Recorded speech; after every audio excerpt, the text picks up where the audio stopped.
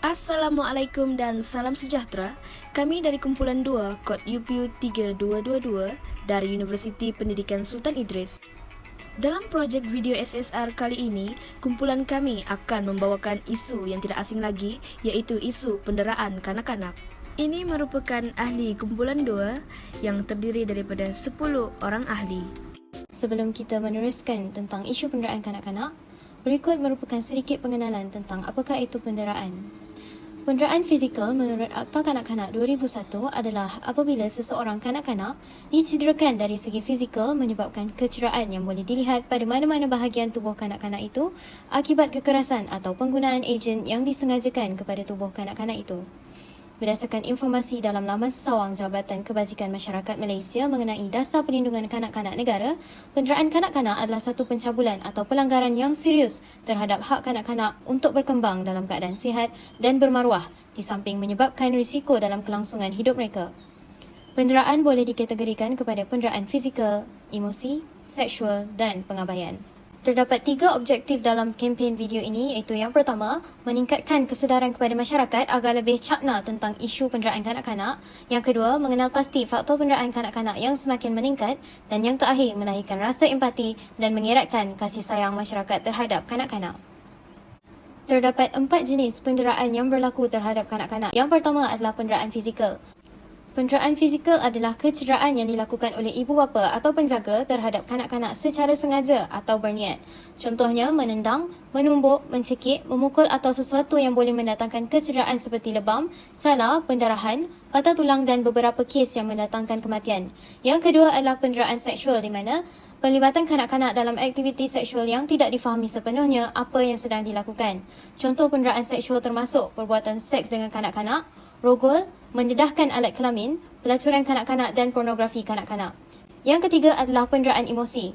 Trauma psikologi yang menyerang pemikiran supaya minda terganggu untuk jangka masa pendek atau panjang mengikut tahap keadaan trauma yang berlaku. Kegagalan memenuhi keperluan kanak-kanak untuk berkasih sayang, perhatian mungkin penderaan lisan, penolakan dan ugutan berterusan untuk membahayakan kanak-kanak.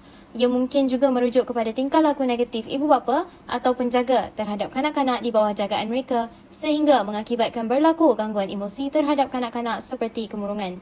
Dan yang terakhir adalah penderaan dari segi pengabaian. Pengabaian kanak-kanak adalah apabila ibu bapa atau penjaga tidak memberikan penjagaan, pengawasan, kasih sayang dan sokongan yang diperlukan untuk kesihatan, keselamatan dan kesejahteraan kanak-kanak.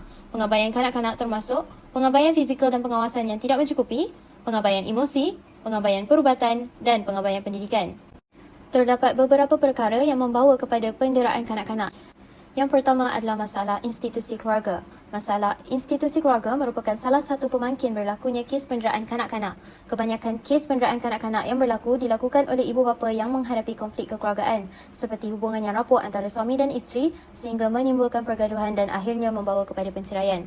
Senario sedemikian akan menyebabkan pasangan suami isteri tersebut berhadapan dengan tekanan serta akan menyebabkan rasa tanggungjawab terhadap si anak sudah hilang sehingga akhirnya berlakulah penderaan terhadap kanak-kanak tanpa sedikit pun belas kasihan dan simpati.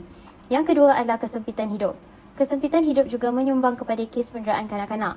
Masalah kewangan ditambah pula dengan kos sara hidup yang tinggi akan menyebabkan tekanan kepada ibu bapa untuk menyara anak-anak mereka kerana mereka terpaksa mengeluarkan sejumlah perbelanjaan yang tertentu untuk menanggung anak-anak mereka.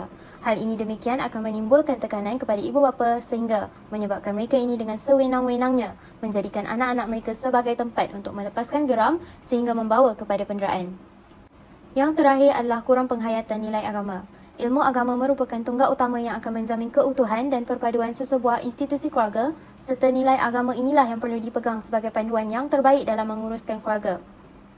Namun demikian, terdapat ibu bapa yang tidak begitu menekankan nilai keagamaan serta tidak mempraktikkan ajaran agama dalam kehidupan mereka sehingga menyebabkan mereka berani melakukan beberapa perkara tertentu yang sudah jelasnya salah dan dilarang oleh agama.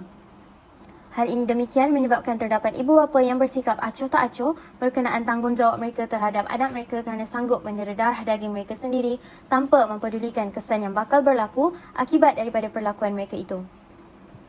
Pelbagai kesan atau akibat yang dialami oleh kanak-kanak yang menjadi mangsa penderaan. Penderaan kanak-kanak akan menyebabkan berlakunya gangguan emosi dan mental khususnya kepada mangsa itu sendiri. Ia juga akan membuatkan kanak-kanak tersebut trauma dan berasa tidak disayangi. Kesannya, kanak-kanak akan menunjukkan satu perubahan drastik seperti murung, suka menyendiri atau menjadi lebih pasif. Bukan itu sahaja, ini secara tidak langsung akan membuatkan prestasi pembelajaran mereka merosot. Keadaan ini secara tidak langsung akan membuatkan pelajar menjadi malas dan malu ke sekolah. Penderaan kanak-kanak juga menyebabkan kerosakan psikologi iaitu kerosakan dan kecacatan yang berlaku pada proses perkembangan serta kerencatan pada potensi perkembangan dan kreatif mental kanak-kanak itu. Proses perkembangan mental yang penting ialah kecerdasan akal, ingatan, pengenalan persepsi, fokus tumpuan, penguasaan bahasa, perkembangan moral dan seterusnya. Apabila berlaku kerosakan, kecacatan dan kerencatan pada proses perkembangan, tidak kira serta-merta atau kemudian akan menyebabkan kerosakan pada tingkah laku, fungsi kognitif, afektif dan fungsi fizikal kanak-kanak berkenaan. Penderaan kanak-kanak juga akan menyebabkan gangguan perkembangan fizikal. Akibat deraan emosi kanak-kanak, mereka tidak dapat membesar seperti kanak-kanak yang lain. Ketinggian dan berat badan mereka didapati berada di bawah persentil yang ketiga untuk umur kanak-kanak dan ini bukan disebabkan masalah organik. Ini dianggap sebagai satu jenis kekerdilan psikososial yang dulunya lebih dikenali sebagai non-organic failure to thrive. Ini kerana apabila kanak-kanak ini ditempatkan dalam suasana yang sihat, diperkayakan dengan kasih sayang serta mendapat kemudahan dan keperluan fizikal yang lain, perkembangan mereka akan pulih seperti biasa. Penderaan emosi seolah-olah telah merencatkan perkembangan fizikal kanak-kanak itu. Kajian juga menunjukkan ada korelasi yang tinggi antara penderaan emosi dengan perkembangan fizikal di kalangan kanak-kanak. Terdapat 3 langkah yang boleh diambil untuk mengatasi kes penderaan kanak-kanak. Yang pertama ialah berhati-hati ketika memilih pengasuh atau penjaga sekiranya anda menghantar anak ke pusat asuhan. Yang kedua, mengadakan kelas bimbingan bagi memberi pendidikan keibubapaan kepada pasangan yang baru mendirikan rumah tangga. Yang ketiga, pihak berkuasa atau badan NGO mengadakan kempen anti penderaan untuk dedahkan kepada masyarakat bagi mencegah gejala yang tidak berperi kemanusiaan ini. Rumusannya, dapat kita simpulkan bahawa penderaan kanak-kanak ini bukan satu perkara yang boleh semua pihak pandang remeh. Hal ini kerana tanpa tindakan yang diambil oleh pihak bertanggungjawab, kes ini akan berterusan dan akan menjadi satu perkara yang sudah biasa terjadi di negara kita. Bagi mencapai matlamat negara kita iaitu menjamin keamanan dan keharmonian negara, semua pihak perlulah mengambil berat tentang hal ini. Pelbagai kesan akan mempengaruhi kehidupan kanak-kanak tersebut terutamanya dari segi emosi, tingkah laku dan mental. Kanak-kanak ini perlulah dilayan selayaknya oleh penjaga mereka dan orang sekeliling. Hal ini akan mengganggu perkembangan kanak-kanak tersebut apabila mereka dewasa nanti. Oleh itu, kita sebagai masyarakat yang bertanggungjawab perlulah melakukan pelbagai inisiatif yang boleh membantu mengurangkan kes penderaan kanak-kanak di negara kita. Sekian sahaja daripada kumpulan kami. Terima kasih.